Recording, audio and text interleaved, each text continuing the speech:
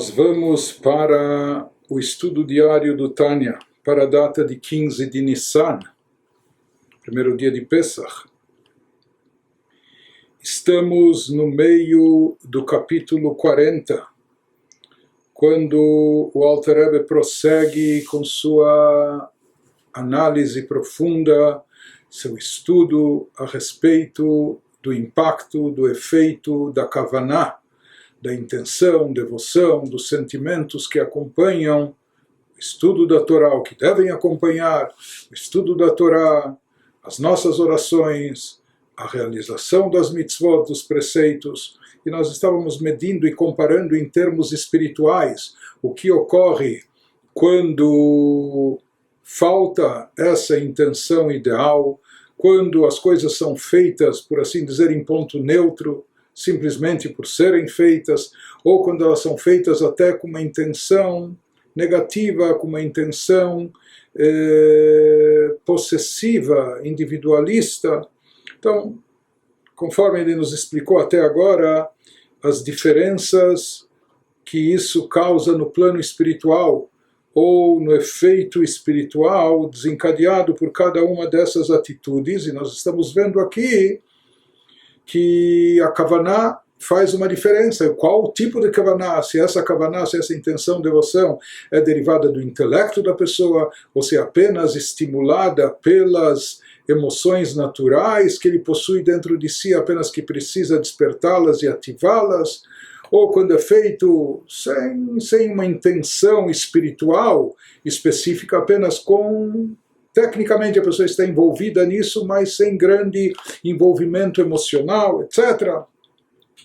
E aqui é importante salientar nesse ponto, não vamos nos esquecer que boa parte desses capítulos do Tânia estão dedicadas a esclarecer aquela palavra no versículo que está na apresentação do Tânia, que karov elecha dabar meod beficha ubilvavcha la'asoto, porque a coisa, a prática do judaísmo, de Torá e Mitzvot, é muito, muito próxima de ti. Beficha ubilvavcha, na tua boca, ou seja, nos aspectos verbais do judaísmo, bilvavcha, até mesmo no coração, conforme ele nos explicou, vela'asoto, para fazê-lo, para realizá-lo na prática.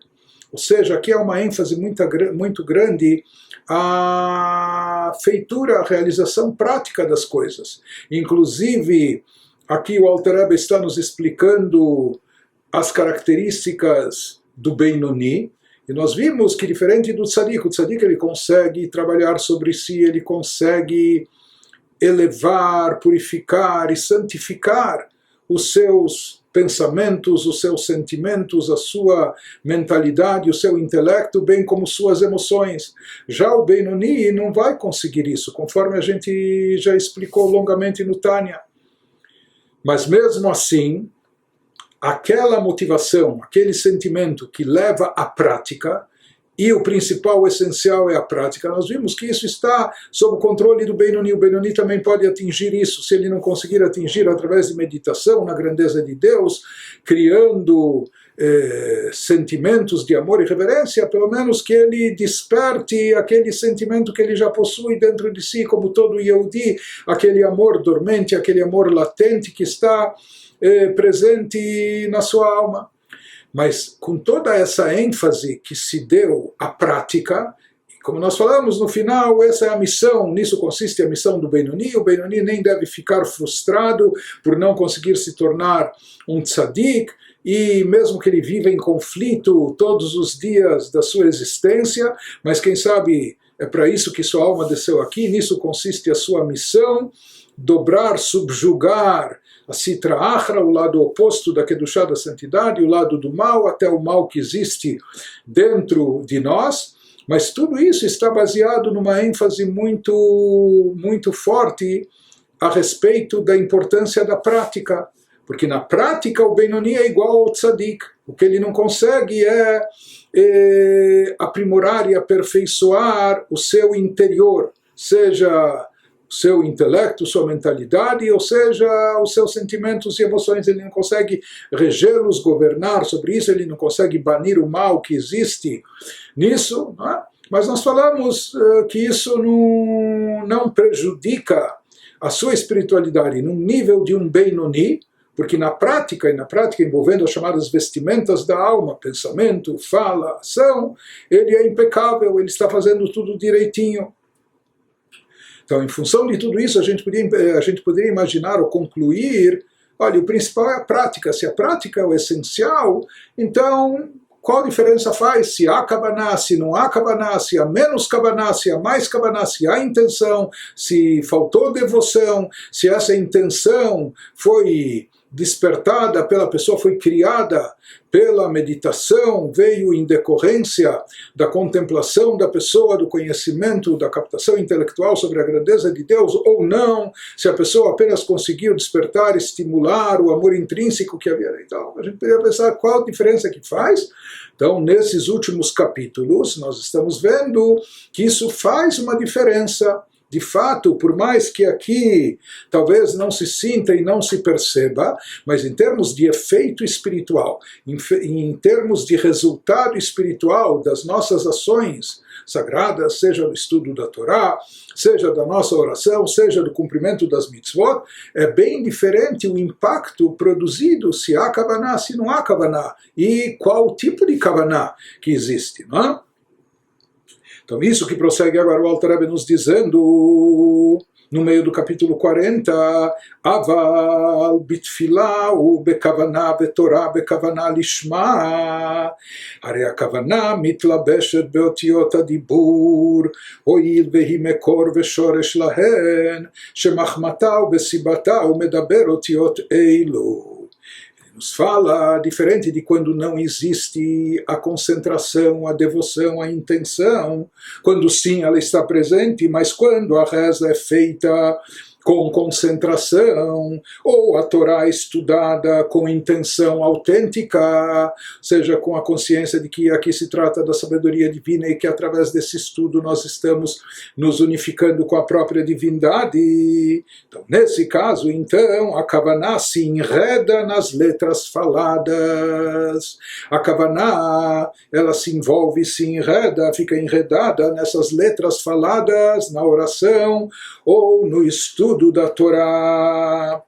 Ele nos explica que essa fusão da luz divina presente na Kavaná, seja que através da nossa Kavaná, através dos nossos sentimentos, nós nos elevamos, nos santificamos, isso atrai, desencadeia uma luz divina que fica presente na nossa Kavaná.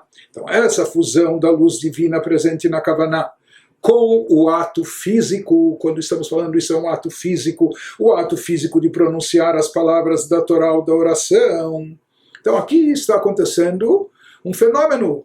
Duas coisas antagônicas estão se fundindo, estão se unindo. Uma é um ato físico nosso, porque o ato de falar é um ato físico, mesmo que você esteja falando palavras de Torá, palavras de Tfilá, mas é um ato físico, o ato de falar. Por outro lado, nós falamos que a Kavaná já é algo mais abstrato, a intenção, a devoção, é algo espiritual. Não é? Então aqui está havendo uma fusão de algo totalmente abstrato e espiritual, que é a Kavaná, a intenção e devoção, com um ato físico de falar. E ele diz que essa fusão é possível porque a Kavaná é a fonte e raiz dessa oração, ou estudo da Torá. No final das contas, qual é a mola propulsora? Qual é o motor, a força motora que está movendo, que está levando a pessoa a pronunciar as palavras da Tfilá, da oração, ou as palavras do estudo da Torá? Isso é a sua Kavaná. Então, quando está presente a Kavaná, então esse ato físico de falar aqui, ele está sendo motivado, ele está sendo ativado pela Kavaná, pelo aspecto espiritual. E essa Kavaná, então, é a fonte e a raiz dessa oração, estudo da Torá, por ser a causa direta e razão do proferimento dessas letras que os compõem.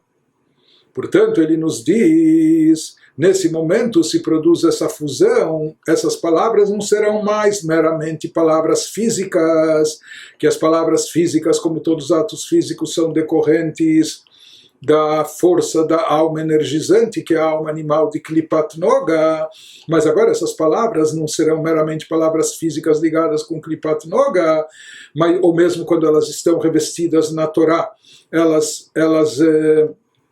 obstroem ou encobrem o lado de Klipá presente nisso, mas ainda não se torna algo espiritualizado, elevado, quando não há Kavaná.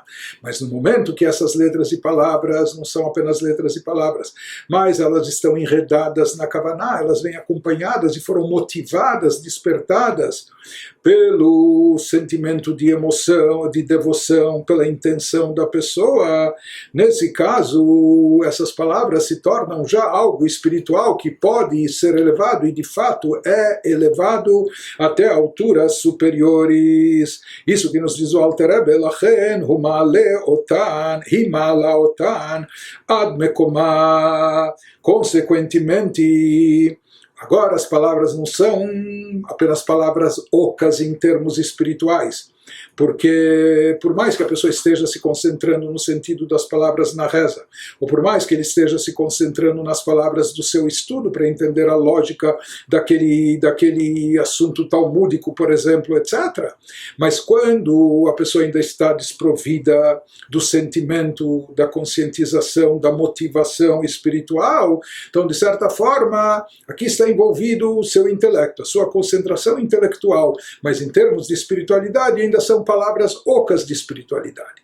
Porém, no momento que a pessoa investe nessas palavras kavaná, intenção, devoção, sentimentos, etc., então essas palavras ficam preenchidas de conteúdo espiritual, e daí sim elas podem ascender e se elevar, consequentemente, porque se funde com a fala e enreda-se nela a intenção sagrada. Essa intenção sagrada, a kavaná, a devoção, eleva as palavras físicas pronunciadas ao seu plano, ao seu próprio plano superior. Ela vai elevar cada uma dessas palavras ao respectivo plano que a corresponde. Conforme a gente já explicou, Sfirot de Yetzirah ou de Briah, Lefi ma sheia הכוונה בדחילו רחים ושכליים או טבעיים וכולו כנ"ל. As palavras alcançarão, depende agora qual o tipo de kavaná que a pessoa está investindo, na reza, no estudo, etc. Então, essas palavras alcançarão as 10 Sefirot de Yetzirah, do mundo de Yetzirah, ou as 10 Sefirot de Briah, dependendo do tipo de intenção. Conforme ele já nos explicou anteriormente, se acompanhadas de temor e amor gerados intelectualmente, ou seja, a pessoa investiu com o seu intelecto, se concentrou, meditou, contemplou a grandeza de Deus, etc. Então nós vimos que isso vai chegar até o mundo de Briah, o mundo mais elevado, até as 10 Sefirot do mundo de Briah, onde predominam também as Sefirot de cunho intelectual. As palavras serão impelidas às Sefirot do mundo de Briah. Por outro lado, se essa kavaná, intenção ou devoção da pessoa for motivada, por assim dizer, apenas pelo sentimento inato que ela possui dentro de si, de amor dormente a Deus, mas que a pessoa desperta, a pessoa estimula e faz com que se manifeste. Então, nesse caso, ele nos fala, se acompanhadas de temor e amor inatos, gerados naturalmente, elas serão impelidas a Sefirot do mundo de Yetzirah. Porque aqui o que está em evidência não é a pessoa não fez uso do intelecto para meditação, contemplação. O que predomina aqui é as emoções naturais que ele tem. Então, esse serviço divino espiritual dele também o alcance vai ser até o mundo de Yetzirah, o chamado mundo da formação, abaixo de Briah, que é o mundo no qual predominam os atributos de cunho emocional, conforme mencionado acima, conforme ele já explicou também no capítulo 39.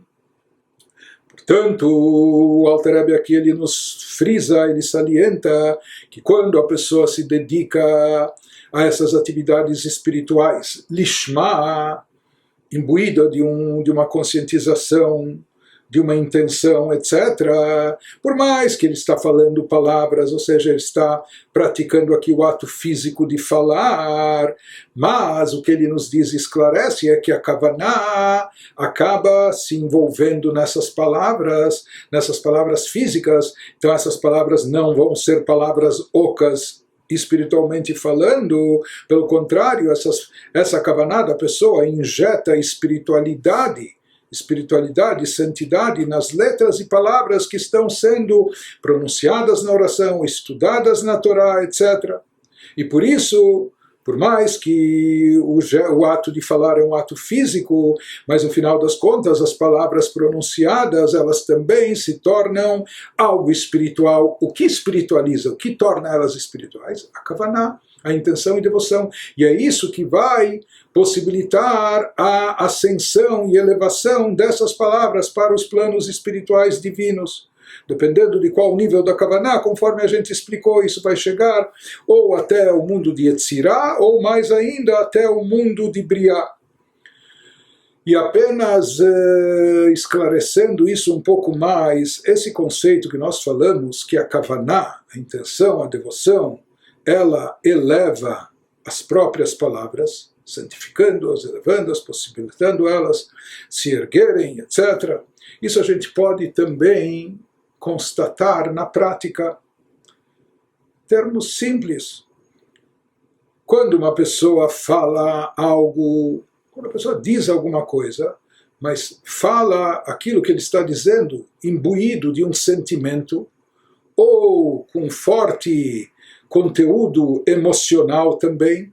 Então, não apenas a pessoa está falando, mas aquele assunto lhe toca profundamente, e ela fala cheia de emoção, cheia de sentimento, de entusiasmo e vibração. Então, no final das contas, aquele sentimento dá vida às palavras, isso torna as palavras diferentes, ou seja, a pessoa fala com mais vibração, com entusiasmo, o tom de voz da pessoa é diferente, o seu timbre, a sua assertividade, etc. A pessoa fala de outra forma, de outra maneira, quando ela está falando algo que lhe toca, que mexe com seus sentimentos, algo que lhe afeta emocionalmente. Ou seja, o que a gente vê nesse caso não é apenas que por causa do sentimento a pessoa está falando, ou seja, que as emoções, talvez incontidas, as emoções levaram a pessoa a falar, não é apenas isso. A gente vê, não é que o sentimento da pessoa desperta o falar e faz surgir as palavras, e o sentimento permanece no coração e as palavras saem pela boca, não. Na realidade, o sentimento se reveste nas palavras, aquelas palavras que saem da sua boca, quando saem imbuídas de sentimento e emoção, elas são completamente diferentes. Então, a própria fala, as próprias palavras, elas vêm cheias de vibração, de entusiasmo, cheia de vitalidade. Então, de repente, você pode pegar as mesmas palavras, não é?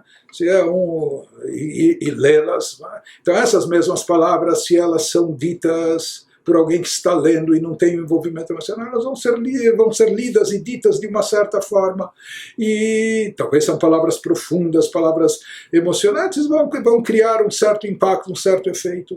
Mas é completamente distinto, é totalmente diferente quando essas palavras são pronunciadas pela própria pessoa que está sentindo aquilo. Então a forma dela dizer, talvez são exatamente as mesmas palavras que o outro disse, mas quando elas são ditas por aquela pessoa que está sentindo isso, que ela está vivenciando isso, que isso lhe envolve emocionalmente, etc., sentimentalmente. Então essas palavras, não só que elas saem de forma completamente distinta, mas o impacto e o efeito que elas produzem é muito maior, é completamente distinto e diferente do que o outro que recitou os textos, por assim dizer.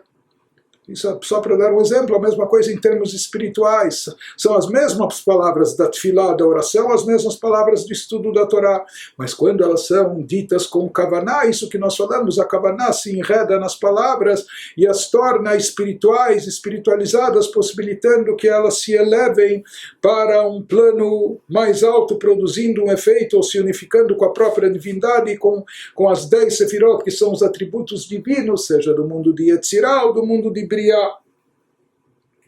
Continua o Alter Rebbe e nos diz, então esse mesmo efeito que acontece espiritualmente, seja no estudo da Torá com Kavaná, Lishma, que essa Kavaná se reveste nas palavras e as torna espirituais, espiritualizadas.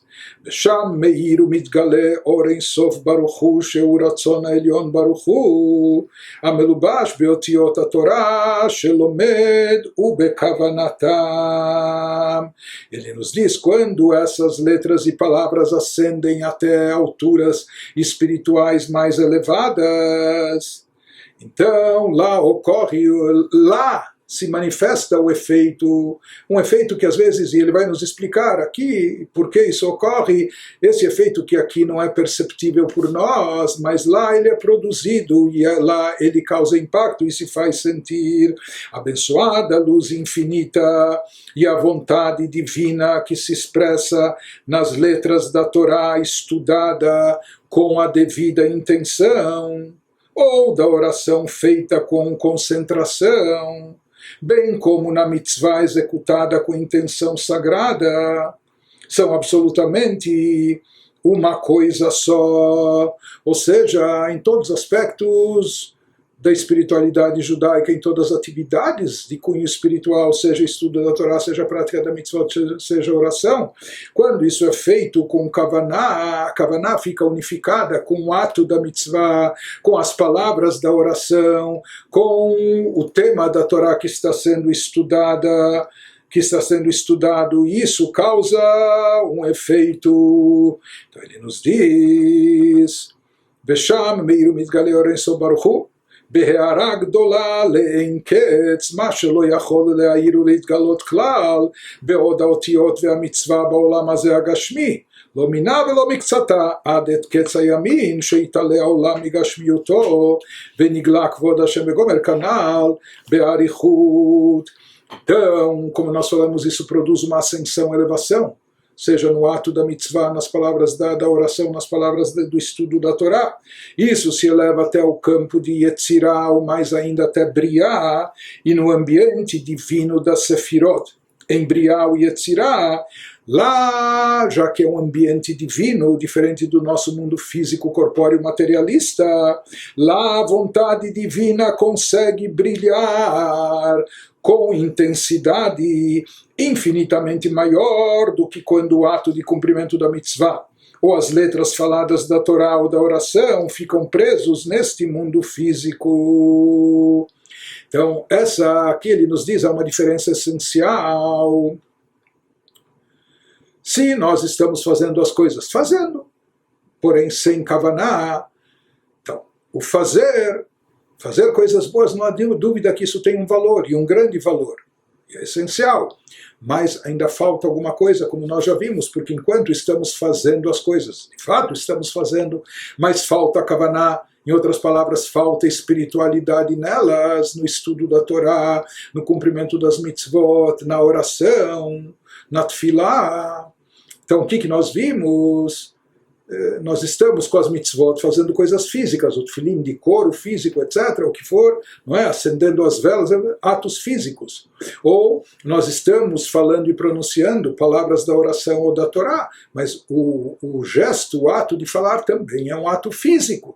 Então, quando isso é feito desprovido de kavaná, o que acontece? Isso permanece no plano físico. Um plano físico sagrado, elevado, porque nós estamos aqui, estamos ocupados com atividades espirituais, conforme prescritas na Torá, que representam a vontade de Deus, mas enquanto elas são feitas apenas envolvendo o lado externo, superficial da pessoa, sem estar acompanhadas de sentimentos de amor e reverência a Deus, sem a devida concentração, sem a kavaná, intenção e devoção, então aqui falta espiritualidade. O que vai acontecer? Elas, como nós já vimos, essas ações vão permanecer como ações sagradas, mas aqui no campo físico e material nosso. Já quando elas têm kavaná, elas podem se elevar até os planos espirituais, e naqueles planos espirituais superiores de Yetzirah, de Briá, não existem as limitações físicas ou corpóreas. Lá não se trata de um mundo materialista, mas sim de um mundo abstrato e espiritual, e lá, portanto, a luz divina decorrente e resultante das mitzvot, boas ações, da oração, da Torá que fazemos com kavaná, lá ela pode se revelar, e de fato ela se revela, e cria um impacto muito grande, desencadeia uma energia espiritual de grande valor. Diferente do que acontece quando as mitzvot ficam aqui. Por mais que as mitzvot tenham um potencial imenso, mas quando elas estão apenas no seu lado, aspecto físico, aqui no mundo físico, aqui não é o habitat propício para a revelação de divindade, de espiritualidade. Portanto, quando as mitzvot permanecem apenas aqui, não se revela esse efeito magnífico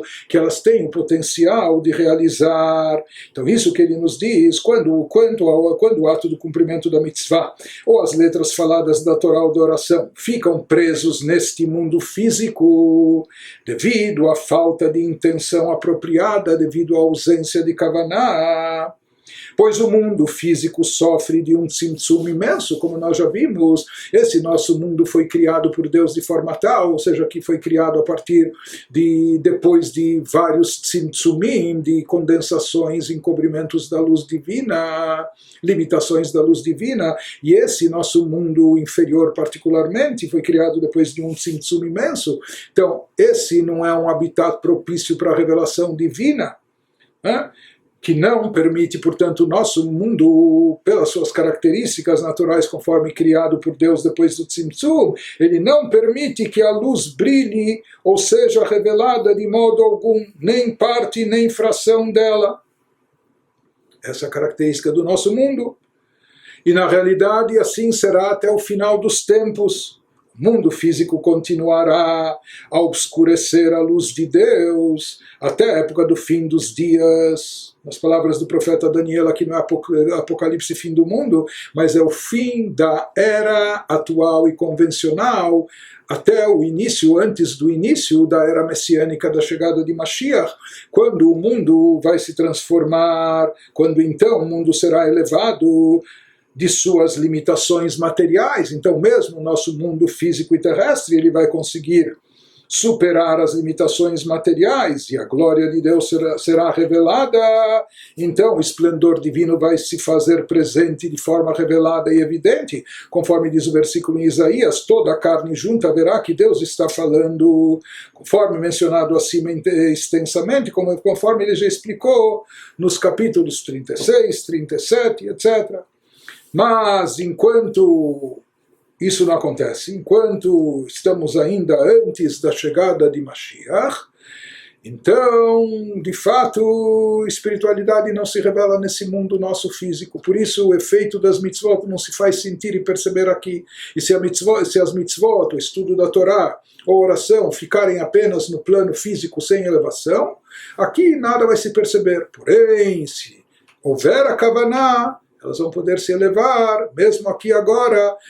O efeito dela se eleva até os planos superiores, os mundos supremos, Yetzirah, Briá, e lá não há essas limitações que predominam aqui e lá. Portanto, a mitzvah causa um impacto e um efeito muito grande. Então, isso que ele nos diz sobre o efeito e a importância da kavaná. E com isso, o Alter Rebbe, de certa forma, está concluindo uma longa análise e explicação que ele vem nos dando nos últimos capítulos sobre a grande diferença que existe se as atividades espirituais são realizadas com Kavaná ou sem Kavaná. As atividades espirituais, quando feitas e realizadas, sempre têm um efeito positivo. Mas mesmo assim, ele nos explicou que há uma grande diferença se são feitas acompanhadas, imbuídas de Kavaná, de intenção, devoção ou não.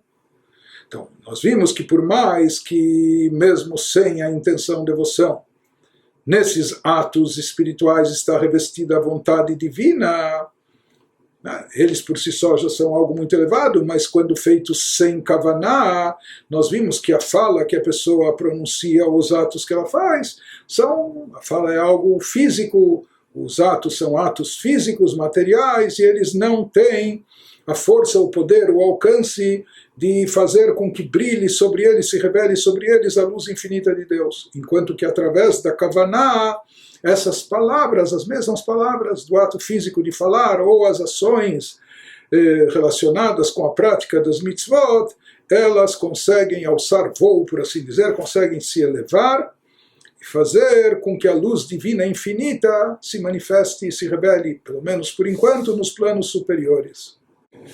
Continuando, nesse capítulo em especial, o Alter Rebbe nos traz alguns adendos, agarrot, que ele incorporou ao texto, e em geral, na maior parte do Tânia, do Likutei Amarim, quando existem esses adendos, quando eles são incorporados ao texto, se tratam de adendos que ou trazem fontes de referência nos escritos cabalísticos, ou buscam conciliar colocações do Tânia com outras citações cabalísticas, ou trazem aprofundamentos daquilo que foi mencionado no texto, também nos ensinamentos místicos, esotéricos da Kabbalah. Então, muitos desses adendos não são de fácil compreensão, eles são mais para os iniciados, eles trazem temas e assuntos muito abstratos, essencialmente ligados à Kabbalah, e nesse capítulo, me parece que nós temos 4 desses adendos, acho que um já passou, então nós vamos lê-los e tentar talvez ou traduzir ou trazer alguma explicação à medida do possível, mas isso não interfere no texto, porque como nós falamos, são adendos, são aprofundamentos, etc., a mais ou além do texto. Então aqui, em relação ao que a gente falou, nós temos um adendo do Alter Rebbe, que ele diz que quando as atividades espirituais realizadas pelo Yehudi com Kavaná, com intenção, se elevam até os planos mais altos, até o mundo de Yetzirah, de Briah, porque elas estão imbuídas de Kavaná, estão acompanhadas de intenção e devoção. Vesham meir umitgale gam ken, ele nos diz que nesse nível elevado, lá brilha, ilumina e se revela também a Yichud Elyon, um conceito de unificação do divino, do supremo, de unificação do supremo. Anaseh bechol mitzvah vetalmud Torah. Existe um conceito na Kabbalah, leshem yichud kudsha berichu shchintei, ou seja, que as nossas mitzvot, os nossos atos, e aqui ele está nos esclarecendo que isso ocorre quando feitos com Kavaná, eles produzem yichudim. Yichudim são como unificações, combinações e unificações entre os aspectos da Sefirot, ou seja, que quando nós desencadeamos um efeito espiritual, então esse efeito espiritual pode consistir na atração de uma nova energia divina, de uma nova luz divina que se revele e se manifeste, em adição àquilo que já havia. Isso pode também produzir, ou seja, daqui nós vemos que até os atos que produzimos aqui nesse mundo físico terrestre, eles têm um efeito cósmico, eles têm um efeito espiritual que transcende até a nossa existência física e material. E eles produzem efeitos e resultados, eles têm um impacto até nas sefirot supremas, produzindo também combinações e unificações. Por exemplo, nós temos nas Sefirot, nos atributos divinos, atributos que são contrastantes. Chesed, que é bondade, e Gevurah, que é a severidade. Nós sabemos até do conceito de, falamos isso no Sefirat HaOmer, contagem do Homer, que existe a possibilidade de combinações entre a Sefirot, Chesed Shebigvura, Gvura Shebechesed. Então, de repente, um pai que repreende o filho, parece que ele está agindo com severidade, mas na verdade ele está agindo com amor.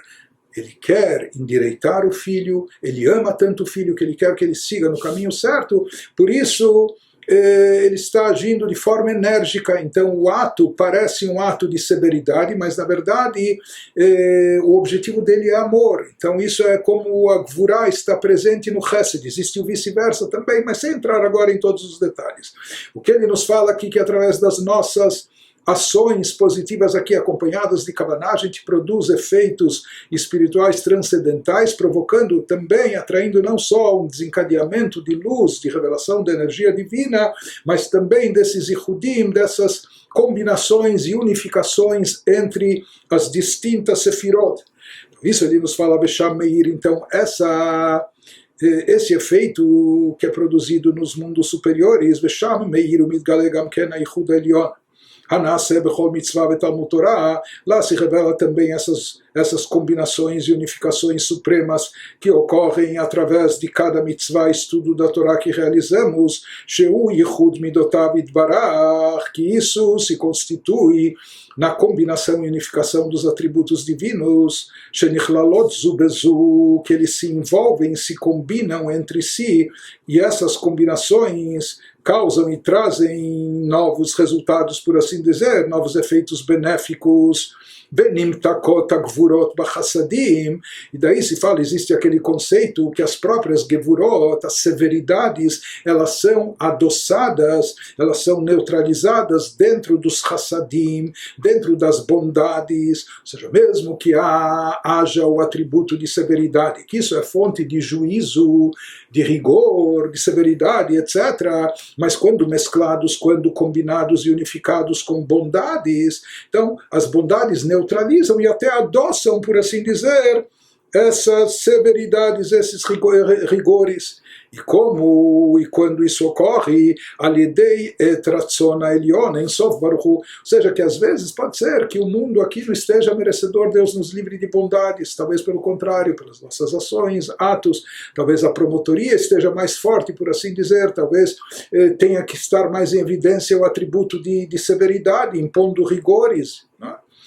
Mas ele nos diz que existe o chamado etratzon, momentos de boa vontade, de bom grado, de boa aceitação lá em cima. Isso é produzido pelos nossos atos positivos, pela nossa reza, pelo nosso estudo da Torá, pela prática de mitzvot. Então, nesses momentos auspiciosos, nesses momentos propícios de bom grado e boa vontade, ocorrem essas combinações, ou seja, que as gevurot, as severidades, elas não ficam per si, mas elas são combinadas e mescladas com bondades. Isso atenua todo o processo. Ele nos fala que essas revelações, elas brilham, iluminam, se revelam de uma forma muito poderosa e intensa, beitoreruta diletata, através dos nossos atos aqui embaixo, através do nosso despertar inferior. Nós, no plano inferior, quando nós nos despertamos, desencadeamos esses efeitos e asiyata mitzvah, o hesek hatorah shebahen melubash ratzon elyon en Sof Baruch Hu. E o que representa esse despertar nosso aqui embaixo, no plano inferior, o nosso cumprimento das mitzvot, a nossa ocupação com a Torá, nos quais está revestida a vontade suprema de Deus. Ou seja, aqui ele está nos explicando pela Kabbalah que em cada mitzvah que fazemos se produz uma combinação e uma unificação das forças e energias derivadas dos atributos divinos. Isso produz uma combinação e unificação entre os atributos de Deus se envolvendo entre si. Isso produz um resultado benéfico. Como nós falamos, que daí as gevurot, mesmo severidades, não ficam à parte como algo per si, que poderia então acarretar coisas rigorosas, severas, difíceis, mas sim elas são adoçadas com essa combinação, elas são neutralizadas pelas bondades. Então, no momento que essas sefirot, esses atributos, têm essa combinação, têm essa unificação, então, se está faltando, se não há essa combinação, como nós falamos de Gevurah, rigor, severidade, vão vir os tzimtzumim, as limitações, condensações da luz divina, etc. E que isso vai desencadear rigores e vai se manifestar de forma severa no mundo para as criaturas. Porém, quando há combinação e unificação entre as forças das Sefirot, então, mesmo Gevurah, os derivados de Gevurah, do rigor, da severidade, eles se envolvem, se mesclam com Chesed, com bondade, misericórdia, e assim eles ficam adoçados, ficam... Então ele nos diz que essa combinação, esse Yichud, essa unificação das energias das forças derivadas de Deus, isso ocorre e se revela acima no plano espiritual. Da mesma maneira que nós falamos que também a revelação produzida pelas nossas mitzvot com Kavaná, ela se revela nas 10 sefirot de Briá ou de Yetzirá, dos mundos superiores. A mesma coisa também, ele nos diz que esse resultado espiritual em forma de combinações ou unificações de distintas energias divinas, isso também ocorre no plano superior, no plano espiritual. E aqui ele nos fala que, na verdade, elas são interdependentes. Uma causa a outra, uma depende da outra. Porque ele nos fala quando é produzida essa unificação, essa mescla, quando são momentos que ele nos diz aqui da Kabbalah, momentos auspiciosos, de etratzon, momentos de bom grado, de boa aceitação. E quando isso ocorre? Quando nós fazemos mitzvot aqui embaixo, ou seja, as mitzvot causam esse despertar, produzindo esse momento auspicioso, essa hora mágica, esse momento de aceitação, acima, fazendo com que a vontade suprema brilhe e isso produza esse Ihud também, essa combinação, essa mescla entre as energias distintas das Sefirot. Então, uma vez que a mitzvah é feita, então ele nos diz... A mitzvah, depende se a mitzvah está aqui embaixo e permanece só aqui embaixo. Se a mitzvah permanece e fica no mundo físico, como nós falamos, se a pessoa fez o ato físico da mitzvah, para cumprir a obrigação, recitou as palavras da oração, que é um ato físico, mas se concentrou nas palavras, mas foi de uma forma técnica, ou estuda o assunto da Torá, sabendo, conhecendo, mas se falta a devoção e espiritualidade, nós falamos que isso permanece no plano físico. Se isso permanece no plano físico, isso também não desencadeia esse efeito espiritual descrito aqui na Kabbalah, de produzir o momento auspicioso, a hora de bom grado, de boa vontade acima, que causa também a combinação entre as Sefirot, que causa a unificação das distintas energias divinas provenientes das Sefirot. Por quê? Porque aqui as mitzvot permaneceram só no plano físico, porque não havia kavaná. O que é capaz de espiritualizá-las e elevá-las é a kavaná, a intenção e a devoção.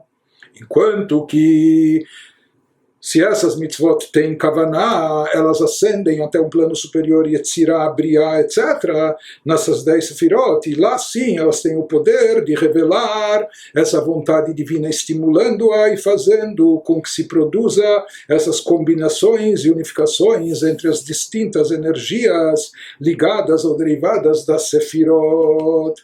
Continua nessa no adendo, o Alter Rebbe nos diz: Achikar hayichud lemala mala beolam ha'atzilut, shesham hu mahut ve'atzmut midotav yitbarach, מיוחדות במאצילן, ששם הוא מהות ועצמות מידותיו יתברך, מיוחדות במאצילן, אינסוף ברוך הוא. Continuando também aqui com a geografia cabalística, não é? O ex-cabalístico, ele nos dá os endereços, que são coisas esotéricas, místicas. Ele nos diz, na prática, na verdade, de acordo com a Kabbalah, conforme explicado na Kabbalah, esse conceito de Ihud, de combinações e unificações entre as energias divinas derivadas dos atributos das Sefirot, isso ocorre, na verdade, em planos transcendentais mais elevados. Nós falamos que as nossas mitzvot, elas atingem, dependendo da Kavanah, se a Kavanah é intelectual, se a Kavanah é emocional, apenas natural, então ela chega até Yetzirah ou Briá, mas não falamos em Atzilut. Na verdade, em algum capítulo passado, quem se lembra, foi mencionado de passagem, muito rápido, não foi dada tanta ênfase nisso, porque isso é algo muito único só de tzadikim, que eventualmente o trabalho espiritual, o serviço espiritual dos tzadikim, feito com tanto altruísmo, com tanta elevação, com uma devoção especial, eventualmente dos tzadikim, isso pode chegar até a Atzilut. Mas como esse é o Sefer Shel Beinonim, é o livro dos Beinonim, a ênfase que está se dando aqui é a Kavaná, ou de fundo intelectual, ou de cunho emocional, que chega até Yetzirah ou Briá, mas aqui nos esclarece o Alter Rebbe que esse efeito da unificação e combinação ocorre num plano mais elevado, no plano de Atzilut, porque no plano de Atzilut, conforme descrito na Kabbalah, lá a essência divina está perfeitamente, integralmente unificada com os atributos lá presentes. Lá os atributos, seja chamadas luzes ou recipientes, vasos, eles são completamente unificados com Deus. De qualquer maneira, o que ele está nos, um pouco tentando passar só alguma coisa do que ele está nos transmitindo aqui, uma vez que nos atributos divinos existem atributos também que por essência são antagônicos. Então, como a gente falou, bondade e severidade. Então, essa combinação, essa unificação, como ela pode ocorrer? Somente quando há uma anulação. A grosso modo, só falando como exemplo, sabe, de repente tem um rei, ele tem dois ministros, né? Então um ministro é o ministro do tesouro, cuida da administração dos bens, e outro é o ministro dos assuntos sociais. Um quer gastar, o outro quer economizar, e eles têm tendências diferentes, diversas, e etc. Né? E talvez eles sejam antagônicos até nas suas personalidades, nos seus estilos, e talvez até nem se biquem muito um com o outro, mas quando estão diante do rei, diante da autoridade do rei, eles se anulam diante da grandeza do rei, que toda a autoridade vem dele, e daí eles conseguem se combinar, conseguem se falar e chegar a um acordo. Isso a grosso modo, aqui estamos falando de pessoas distintas, não é? Mas só para tentar aproximar a nossa mente esse conceito de conciliação das forças antagônicas mesmo dentro da Sefirot. Então ele nos fala que isso acontece em Atzilut. Por quê? Porque Atzilut é o mundo onde as Sefirot estão completamente anuladas diante de Deus. Uma vez que elas estão anuladas, perdendo a sua individualidade ou suas características peculiares, assim isso facilita a possibilidade de interação e de unificação, combinação entre elas também. Ou seja, no mundo de Atzilut, já que está revelado de forma tão intensa lá a essência divina, a luz da essência divina, por isso todas as Sefirot estão lá completamente integradas, unificadas com Deus, anuladas diante de Deus. Por isso lá caem os antagonismos, lá desaparecem os contrastes. Isso que se fala no Patach Eliyahu, introdução do Zohar, que está incorporada na nossa reza também, que no mundo de Atzilut, Ve'ad hu dekasherlon umeyachedlon, Deus é você que une as Sefirot e as unifica, as combina, unifica entre si, o Varminach letichudá. E se não fosse ti, se não fosse você, Deus, não haveria essa unificação. Ou seja, essa revelação divina que faz com que essas criaturas, essas Sefirot de Atzilut, captem essa revelação e se anulem. Isso produz a possibilidade de interação, de unificação, de combinação. Por isso ele nos fala que a principal combinação entre as Sefirot ocorre no mundo de Atzilut, porque lá as Sefirot estão completamente unificadas e anuladas diante de Deus. Mais uma explicação adicional porque em Atzilut, Vesham hu mahut ve'atzmut ratzon ha'elyon en sof baruch hu. Ele nos diz porque lá está evidente a essência da vontade suprema infinita de Deus. Ou seja, ele nos fala que essa unificação entre os atributos divinos, isso ocorre, como nós falamos, através da momento de boa vontade, através da revelação da vontade divina. E onde a vontade suprema de Deus está mais manifesta e revelada? No mundo de Atzilut, mais do que todos os outros planos inferiores. Por isso é lá também em Atzilut que se revela e se manifesta essencialmente essa combinação e unificação entre essas forças. Só concluindo esse adendo, Be'aratam levad hi meira bebiá, é apenas um mero reflexo do efeito produzido por essa combinação entre as Sefirot, por essa unificação dos efeitos desencadeados, é apenas um mero reflexo disso que depois desce ou se manifesta e se revela nos mundos inferiores, Briah, Yetzirah, Siyah, Bechol, Olam, Mehem, Lefi Ma'alato, em cada um desses mundos de acordo com o seu nível espiritual. ואף שנפש האדם העוסק בתורה ומצווה זו אינה מאצילות. Então aqui ele nos diz uma coisa interessante e curiosa. Imagine nós aqui embaixo fazendo um ato físico, mas que é uma mitzvah, pode ser um ato simples que dura 2 minutos, mas é uma mitzvah. Não é? Quanto tempo leva em Sukkot chacoalhar lá as plantas, o lulav yetrov? É um ato físico que leva 1 minuto, não é? E de repente aqui ele está nos falando, se a pessoa fez isso com Kavaná, ela desencadeou um efeito transcendental, cósmico, ela mexeu com revelação divina no mundo de Atzilut, não só em Yetzirah, Briah, em planos. Então isso é uma coisa incrível. Então isso ele nos diz, por mais que a alma da pessoa que está se dedicando a Torá e Mitzvah aqui nesse mundo, ela não é uma alma de Atzilut. Alguns tzadikim únicos, muito especiais, eles têm dentro de si uma alma no nível de Atzilut. Mas isso é uma coisa raríssima em todas as gerações. Não, a maioria de nós não tem dentro de si essa revelação de Atzilut. Kol makom, harei ratzon ha'elyon ha'melubash b'mitzvah zu. Porém, ele nos diz mesmo assim, a vontade suprema de Deus que está revestida nessa mitzvah que a pessoa está cumprindo aqui embaixo, vehu atzmo advar halacha ve'atorah she'osek ba, ou no assunto, na halacha, na lei judaica que ele está estudando, na Torá, a pessoa aqui embaixo nesse mundo terrestre, hu elokut, ve'or ein sof ha'matzil baruch hu, שהוא רצונו אחד, בחרצונו יתברך, וברצונו יתברך הציל מידותיו המיוחדות בו יתברך. O que importa é, talvez a pessoa não esteja longe, talvez de fato ela está longe do nível de Atzilut, até a sua alma divina, espiritualidade, está abaixo do nível de Atzilut.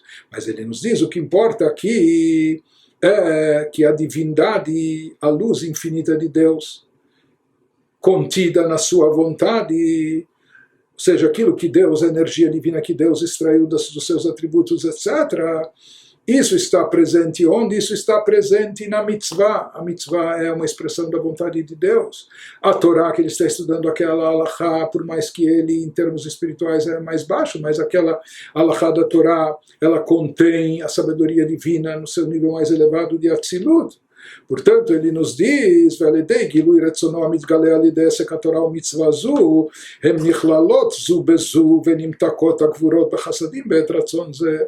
nos diz, então, mesmo a pessoa estando no nível espiritual mais baixo, mas no momento que ele está mexendo, por assim dizer, com essas atividades, seja o estudo da Torá, seja o cumprimento da mitzvah, nos quais está revestida esse potencial da luz divina mais elevada, transcendental de Atzilut. Então isso provoca, por mais que o sujeito aqui é limitado, mas o objeto é poderosíssimo, é ilimitado. Por isso causa efeitos e repercute até no mundo de Atzilut. Aquilo que a pessoa faz e produz aqui embaixo. Continuando com o capítulo 40. Porém, nesse instante, talvez fazendo uma síntese daquilo que nós vimos até agora, até para não se perder com a profundidade e a extensão do texto, e também para a gente se inserir dentro do contexto. Então, nessa parte seguinte, ou nessa parte final do capítulo 40, o Alter Rebbe vai concluir um assunto que ele iniciou no capítulo 35 ainda.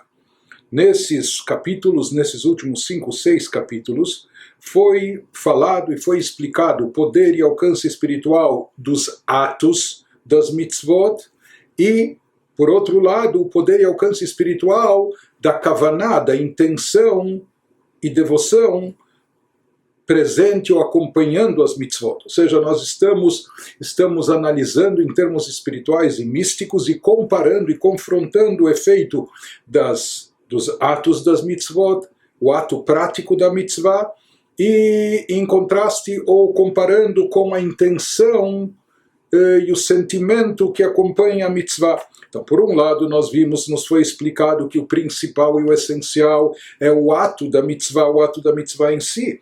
Por quê? Porque nós estamos aqui nesse mundo físico terrestre justamente com a missão de torná-lo uma moradia para Deus, ou seja, permear esse mundo de Kedushá, de santidade.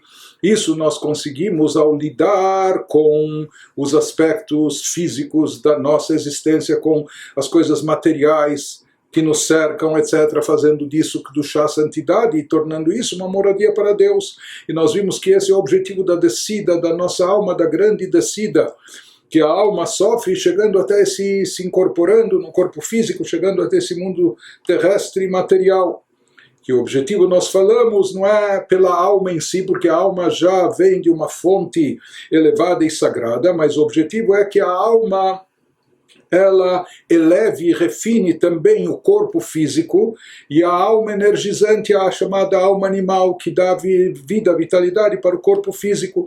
E através disso que a pessoa, começando dentro de si, no microcosmos, quando a pessoa eleva a sua parte física e material, com isso ele também acaba impactando o quinhão, a parte do mundo que o cerca, onde ele habita, onde ele se encontra, etc. E com isso ele acaba também refinando e elevando a própria matéria do mundo terrestre que está em volta de si.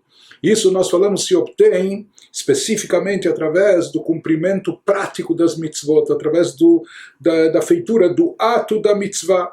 Quando não se trata de uma mitzvah que é feita manualmente ou com a força braçal da pessoa, nós vimos que existem certas mitzvot verbais, mas essas mitzvot também, elas têm, se a leitura do Shema, a recitação do Birkat Hamazon, da benção após a refeição, etc., ela tem que ser pronunciada, movendo os lábios, etc., porque isso pela Halachá também é considerado uma ação, é uma ação física. Por outro lado, nós vimos que se a pessoa, ao invés de cumprir na prática uma mitzvah, tiver todas as intenções, todas as meditações, refletir e contemplar e etc., mas na prática não realizar a mitzvah, ele vai pensar no significado da mitzvah, no objetivo da mitzvah, no sentido místico, esotérico da mitzvah, porém, se ele apenas ficar no lado abstrato e espiritual, mesmo que ele tiver todas as kavanot, que ele tenha todas as melhores das boas intenções, se na prática ele não cumprir a mitzvah, ele não realizou nada, ele não cumpriu a sua obrigação. Não é que ele obteve 50%, 30%, 70%, não, ele não cumpriu com a sua obrigação.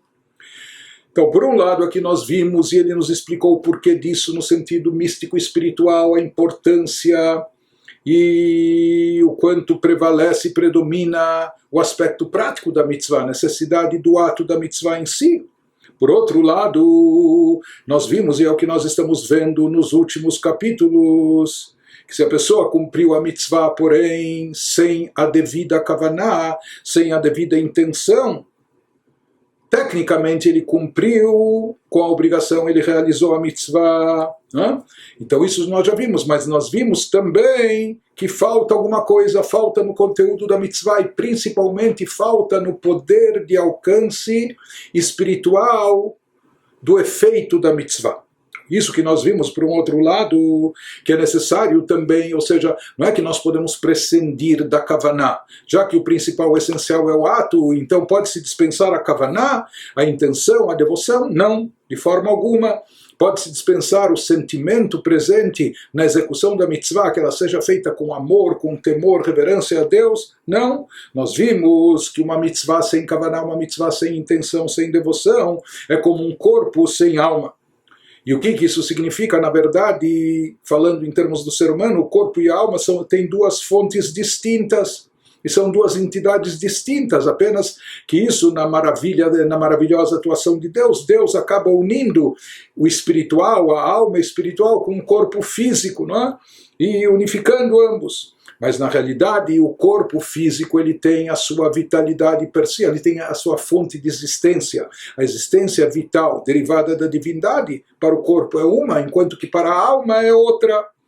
E se nós formos comparar a presença, a revelação divina presente na alma, per si, em comparação, em relação à revelação divina presente no corpo per si, quando separado da alma. Então não há dúvida que a revelação divina presente na alma é incomparavelmente superior à revelação da divindade que se manifesta na existência vital do corpo. Então, nem se compara aquilo que dá existência à alma, sua espiritualidade, sua santidade, em relação à força vital divina que faz o corpo existir.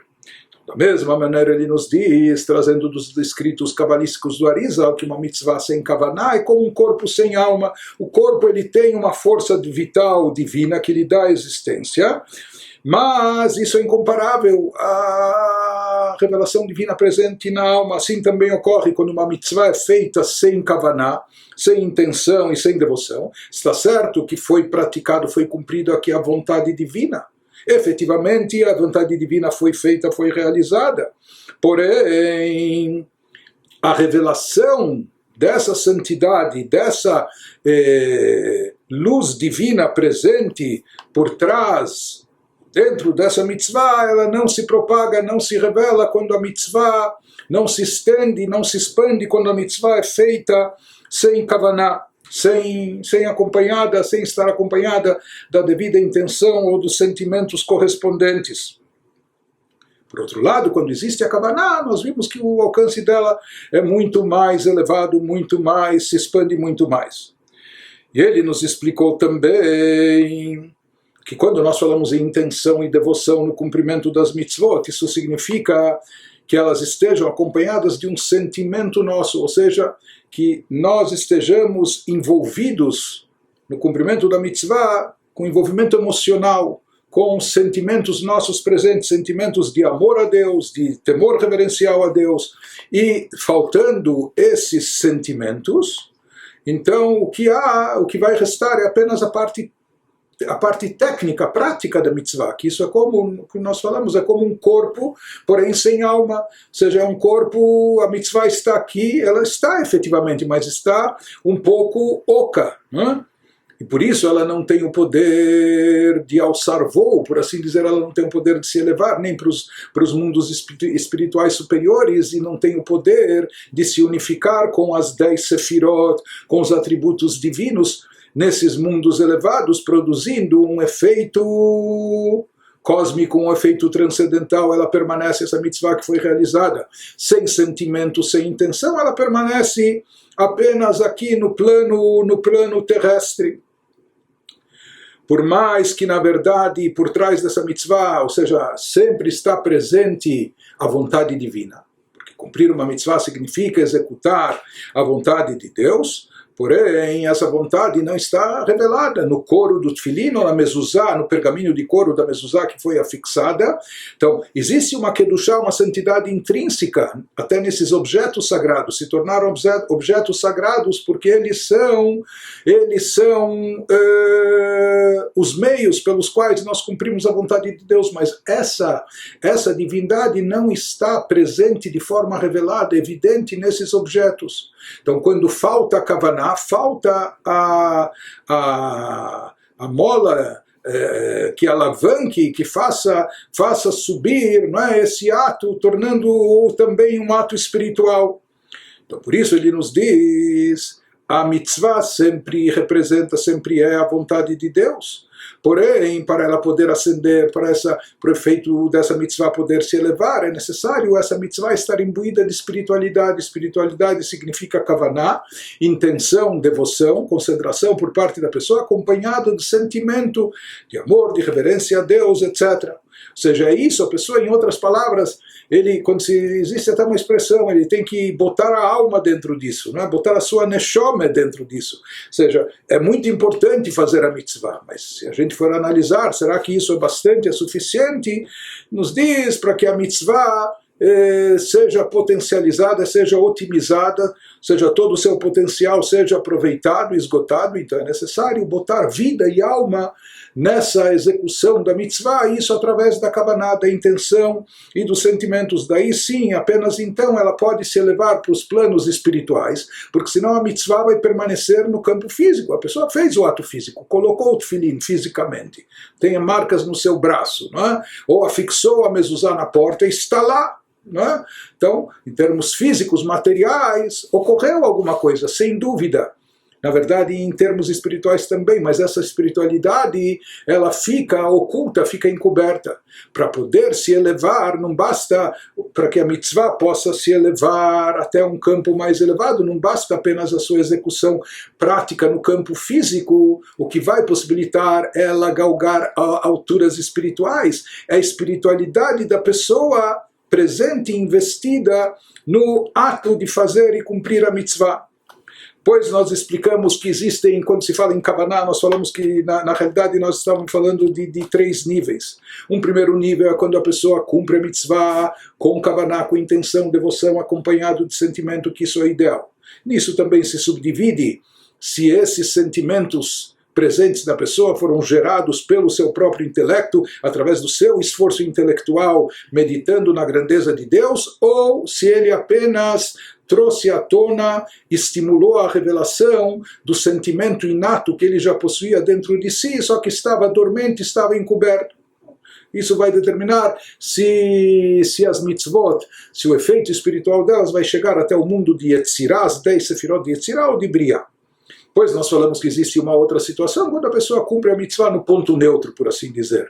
Ele tem o objetivo de estar cumprindo uma mitzvah, mas ele faz isso sem tanto envolvimento emocional, sem devoção, sem intenção, apenas tecnicamente. Ele não tem nenhuma intenção errada, mas também não tem a intenção boa, positiva, ideal. Por outro lado, nós falamos que existe aquele nível mais baixo, que é quando a pessoa tem uma kavanah negativa, tem uma intenção negativa, egocêntrica, individualista, quando ele visa benefício próprio, ele está estudando Torá, mas para se tornar um grande erudito, para fazer carreira, para ganhar dinheiro, ou ele está cumprindo uma mitzvah, ou dando tzedakah, etc., para aparecer, para se exibir, ou o que for. Né?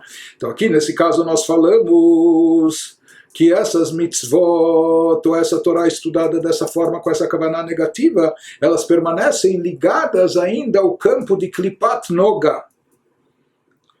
Ou seja, aqui o sujeito, aquilo que ele investiu de kavanah é uma coisa negativa, que é proveniente da klipá, e isso acaba, de certa forma, envolvendo e comprometendo as mitzvot, por mais que as mitzvot são vontade de Deus, são atos positivos, as mitzvot, o estudo da Torá, etc.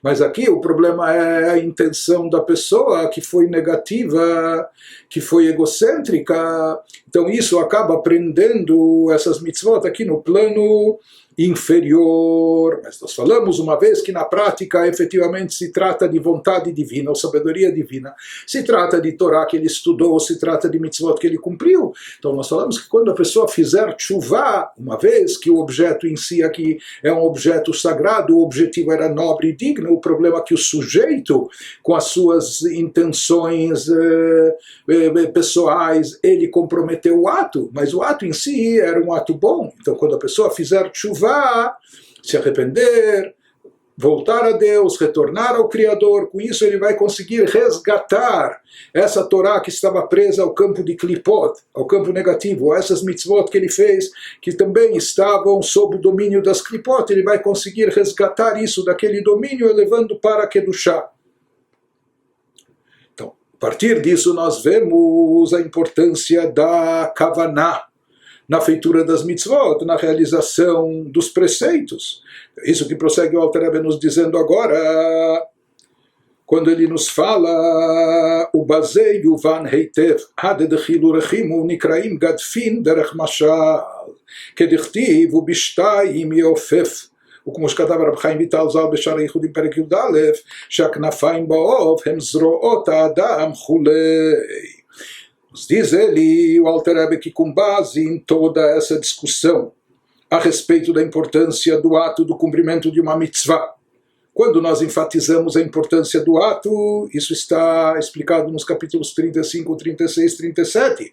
Mas depois ele começou a nos enfatizar também o valor da kavaná, no capítulo 38, 39 e até agora no 40. Então nós temos 3 capítulos enfatizando cada um dos aspectos da mitzvah, o corpo da mitzvah e a alma da mitzvah, a execução prática, o ato da mitzvah e a intenção e devoção, sentimento da mitzvah.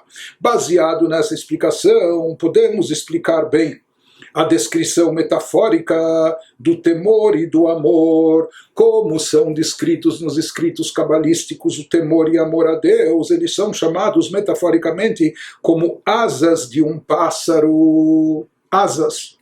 Conforme está escrito, voavam com 2, na profecia de Isaías, numa visão que ele tem dos anjos, ele vê que o Bishtaim Yofef, daqui vem o conceito de asas, dos anjos terem asas, e se fala que com essas 2 asas, eles alçam voo, eles voam.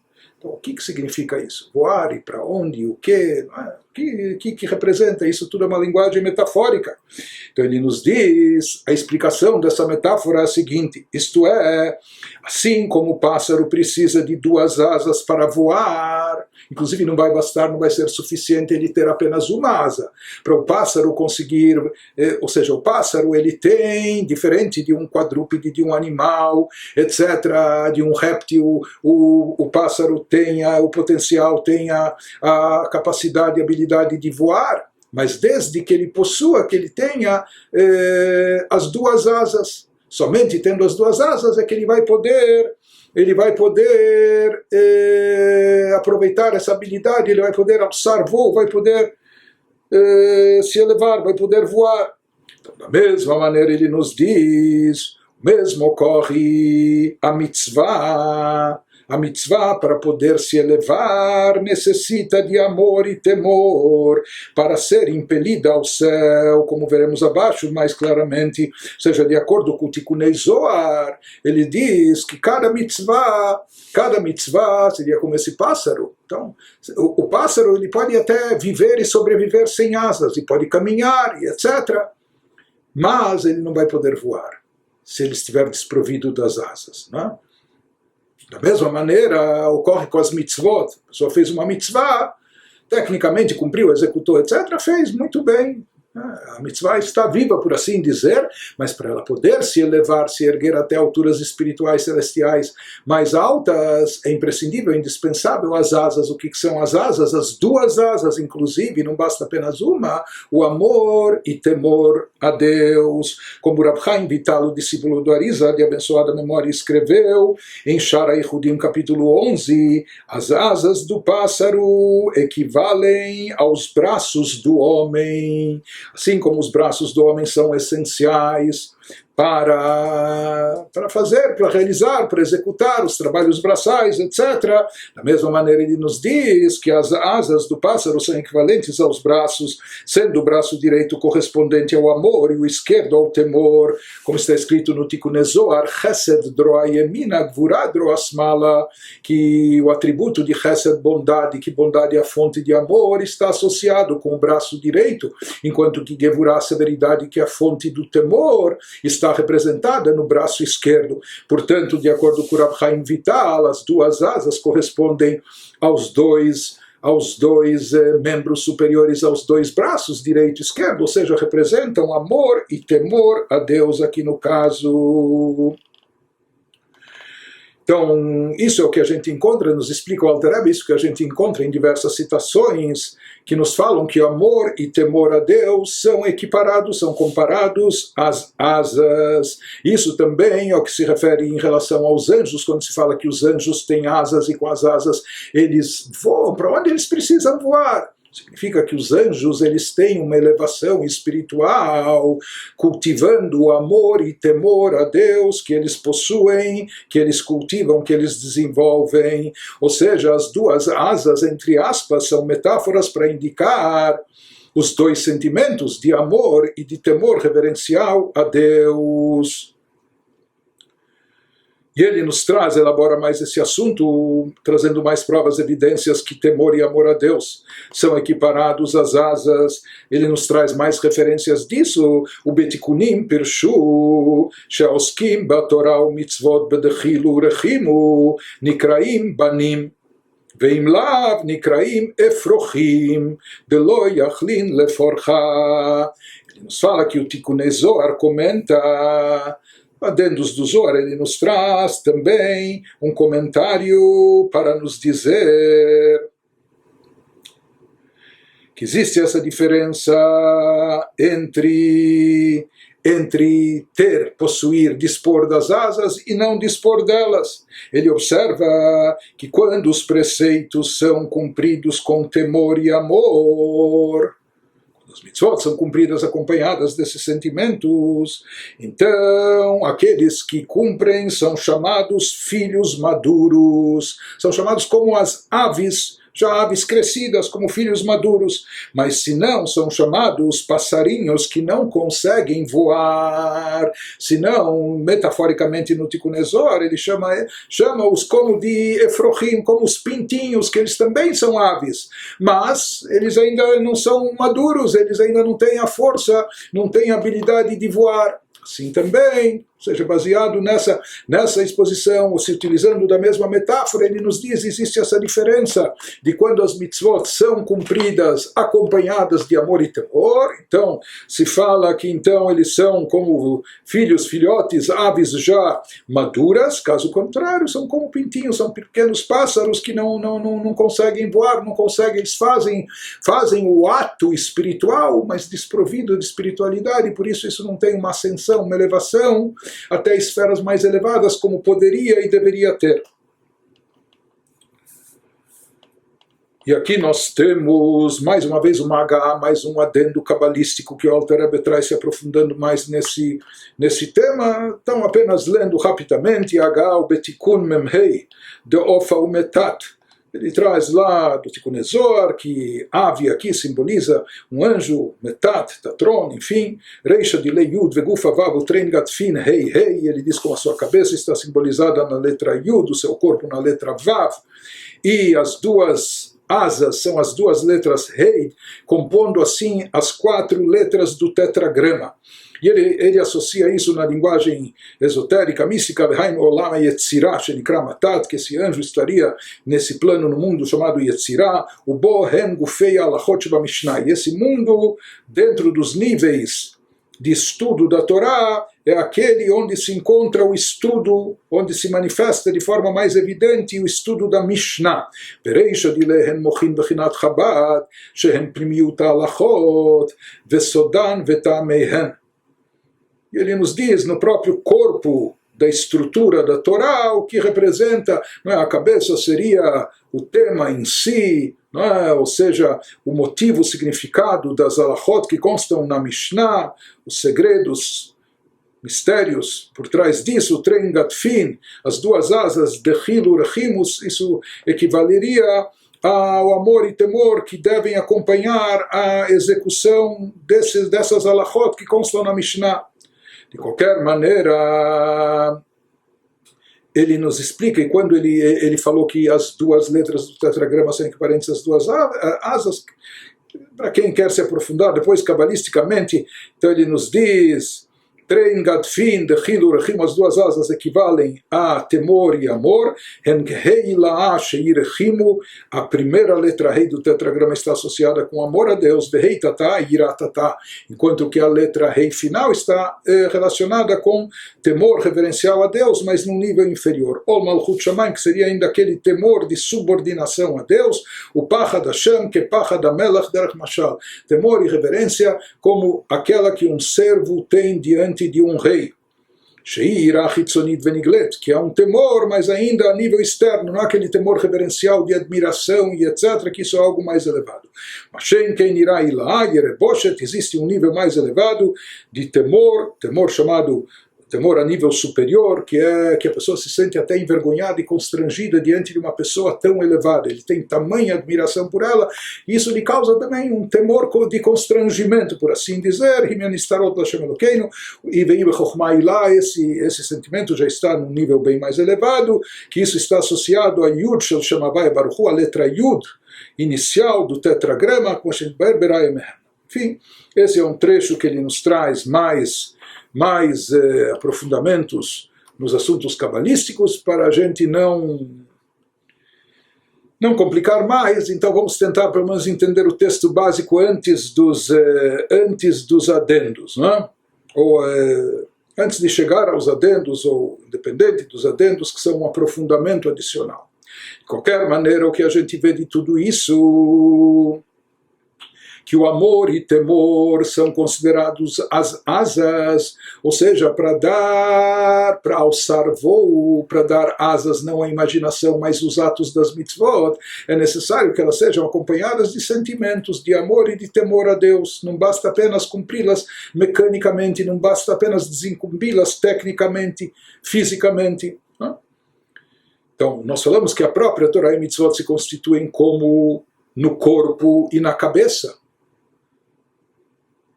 Até uma ave, ela pode existir e subsistir e sobreviver e viver muito tempo só com o corpo e a cabeça, mas sem asas ela não vai poder voar.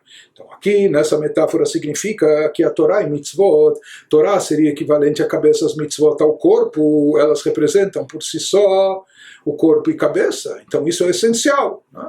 Para que a pessoa esteja viva, o corpo, a cabeça e o corpo, né? Mas para que ela possa se movimentar, e são necessários os membros para que ela possa, para que a ave e o pássaro possa voar, são necessárias as asas. Isso que prossegue o Alter Rebbe nos dizendo que e aqui ele traça uma distinção presente até tecnicamente nas leis de Kashrut, como nós vamos ver. Em resumo, o que ele vai nos dizer em seguida, uma ave pode estar viva sem asas? Definitivamente sim. Ela até permanece kasher, se for depois abatida ritualmente, enfim. Mas ou seja, que as asas não representam algo vital, essencial para a sua existência, para a sua sobrevivência, por um lado. Mas por outro lado, sem as asas, ela não pode alçar voo, ela não pode se elevar, ela não pode voar. Isso que ele vai nos esclarecer aqui, e esse é o objetivo de esclarecer bem o exemplo, para entender bem a metáfora, entender bem o que ela vem nos transmitir, ou seja, a devida proporção de importância do ato da mitzvah e da kavaná da mitzvah. Isso que prossegue o Alter Rebbe nos dizendo que Moshe kanfei haof einam ikar haof ve'ein chayuto talui bahem klal, pois assim como as asas do pássaro não são órgãos essenciais, não é como o cérebro, o coração, o pulmão, etc. Não são órgãos essenciais indispensáveis para a manutenção da vida, conforme indica a Mishnah. E a gente encontra isso na própria Mishnah, no Talmud, na Halachá mais tarde, que é Ditnan nitlu agafea ksheira, והעיקר הוא ראשו וכל גופו, והכנפיים אינם רק משמשים לראשו וגופו לפרחה בהון. Então, assim diz a Mishnah, se as suas asas forem removidas, da ave, de uma ave kasher, não se considera que a ave tenha sofrido um ferimento que acarrete risco de vida, e assim ela é kasher, porque mesmo uma ave kasher, galo, uma galinha, um pato, etc. Se até mesmo sendo feito o abate ritual da forma correta, mas se perceber que depois havia uma perfuração no seu pulmão, ou havia um prego que chegou lá perto do cérebro, ou no coração, em outras palavras, se percebe que essa ave estava condenada. Esses são defeitos que atingem órgãos vitais. Então, esses são defeitos em órgãos vitais que comprometem a vida da ave, e seguramente ela não sobreviveria mais do que 12 meses. Portanto, mesmo que é uma ave pura, que é uma ave originalmente kasher, mas se ela tem um desses órgãos vitais comprometidos, e mesmo tendo sido feito o abate ritual da forma correta, mas se a posteriori se notou, se percebeu que havia um comprometimento num dos órgãos vitais, então ela é treifá, ela não é kasher, ela não pode ser consumida. Mas isso não acontece no caso das asas. Então daqui nós vemos que mesmo que as asas foram retiradas, ou etc., isso não invalida a kashrut da ave. Isso significa que a ave ela pode sobreviver até mesmo sem as asas. Isso significa que as asas, portanto, não representam algo vital e essencial para a sobrevivência da ave. Ela é kasher, sendo a parte principal da ave, sua cabeça e o resto do corpo, excluindo-se as asas. Bom, então se as asas não são vitais e essenciais, qual o papel e função delas?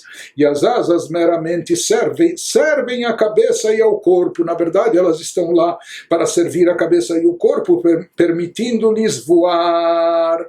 Né? Então essa é a metáfora, esse é o exemplo.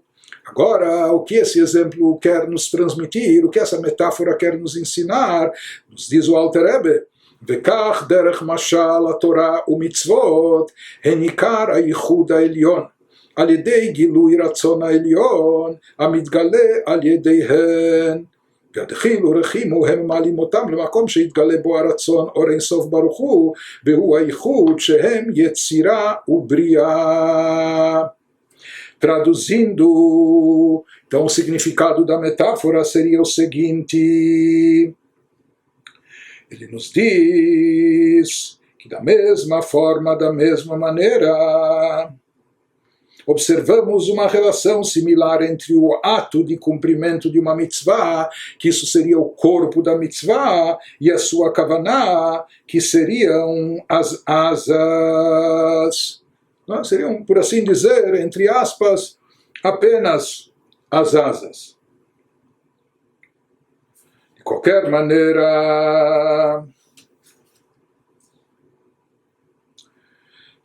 maneira, isso que nos diz o Alter Rebbe, o ato de falar palavras da Torá e a execução das mitzvot, elas constituem a cabeça e o corpo do chamado Yichud Elyon, fusão dos atributos divinos, aquilo que vimos já, que os nossos atos aqui embaixo têm o poder de criar uma interação entre as energias das distintas sefirot, conforme discutimos bastante acima.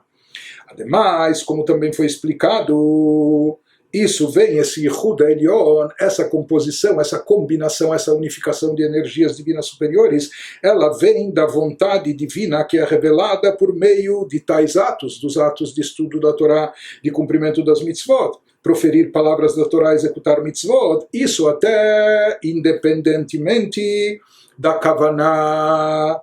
Porém, o temor e amor, eles representam as asas, são como asas da Torá e das mitzvot, elevam-nas, eles têm o poder, o temor e o amor de elevar a Torá e a mitzvot a um lugar quer dizer um nível espiritual, que não possui as limitações desse mundo, porque, como nós falamos, se as mitzvot permanecerem aqui nesse mundo, o mundo físico não é um habitat propício para a revelação de divindade e de espiritualidade, por isso aqui as mitzvot, elas ficam ocultas, encobertas, mesmo tendo sido realizadas.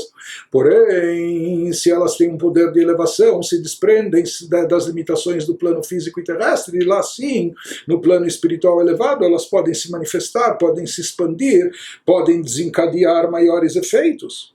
Isso que ele nos diz, no nosso mundo no qual a luz divina não pode brilhar, por causa das numerosas diminuições, porque o nosso mundo sofreu muitos tzimtzumim, condensações e limitações, obscurecimento da luz divina. Né? Então aqui o efeito das mitzvot não pode se revelar. Em contraste a isso, nos mundos superiores, ali é possível que a vontade da abençoada luz infinita e o Yichud Elyon e esse desencadeamento dessas combinações de unificações entre as energias da Sefirot, lá sim sejam manifestos, sendo este lugar mais elevado sendo esse lugar mais elevado, a Sefirot do mundo de Yetzirah, do mundo de Briá, conforme a gente já explicou anteriormente.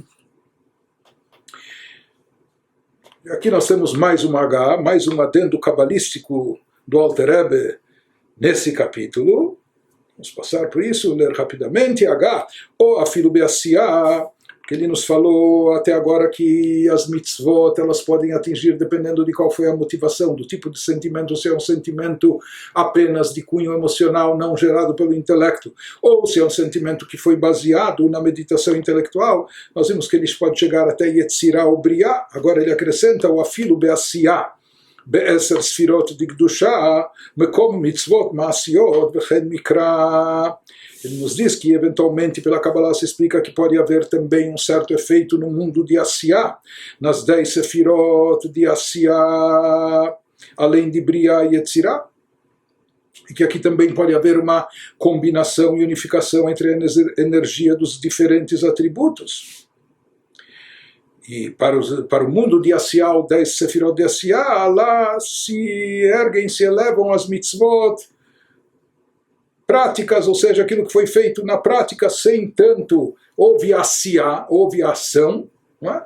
Sem tanta intenção ou sem tanta devoção. E ele equipara isso com os níveis de estudo da Torá, os diferentes temas e categorias de estudo da Torá, que isso está ligado com Mikra. Mikra seria a leitura da escritura, o Pentateuco, a escritura, etc. Que isso está associado com as 10 sefirot de Asiyah. Aval be-Mishnah mitgaleh ha-yichud ve'or sof be-Yetzirah. Já no estudo de Mishnah, se fala que essa unificação entre as sefirot e o efeito que produzido, isso se revela na luz infinita presente em Yetzirah. Já vimos isso em relação a Mishnah anteriormente, o Betalmud e na Gemara, isso se revela em Briá. Aqui ele não fala em Atzilut, mas está escrito nos livros que a Kabbalah está ligado com Atzilut, como ele vai nos trazer mais adiante, também em outros lugares do Tânia.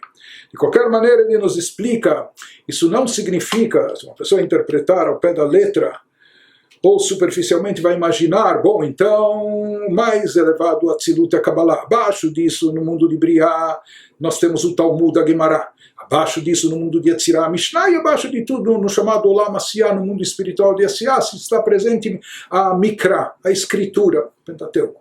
Então, na realidade não é isso, essa interpretação é errônea. Por quê? Porque toda a Torá por completo, em todas as suas facetas, em todos os seus aspectos, toda ela é a sabedoria divina, a Chokhmah de Atzilut, a sabedoria suprema, Chokhmah do mundo de Atzilut, que está perfeitamente unificada com Deus. Aqui, na realidade, nessas passagens de Kabbalah, ele explica até onde vai se desencadeia o efeito espiritual de cada um, do estudo de cada um dos níveis, de cada uma das categorias temáticas da Torá. Então, ele nos diz que quando a pessoa estuda a Gemara, o estudo da Gemara é capaz, já que Gemara está ligado mais com o intelecto, e o mundo espiritual no qual prevalecem os atributos de cunho intelectual é o mundo de Briá. Então, através do estudo da Gemara, quando feito com intenção, devoção, amor, temor, com a Lishma, por amor a Deus sem outros interesses, isso pode desencadear e atrair um efeito até o mundo de Briá.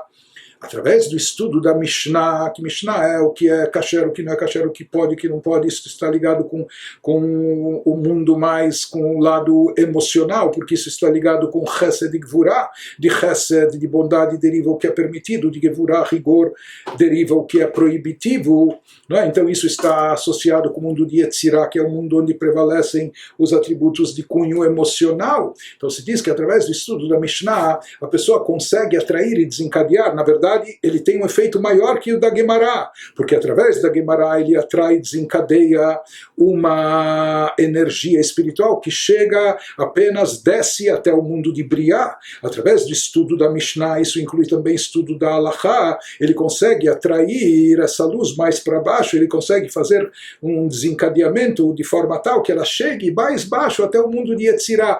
E através de Mikra, através da leitura do Pentateuco, Pentateuco, da Torá, do Tanakh, etc., isso tem algo, é algo mais elevado ainda, não é? Porque lá cada letra é minuciosa, cada palavra divina, etc., da forma que está. Então lá, através do estudo de Mikra, se consegue atrair e desencadear e trazer a luz divina, não só para Briá, não somente para Yetzirah, mas até Asiá, até o campo mais baixo.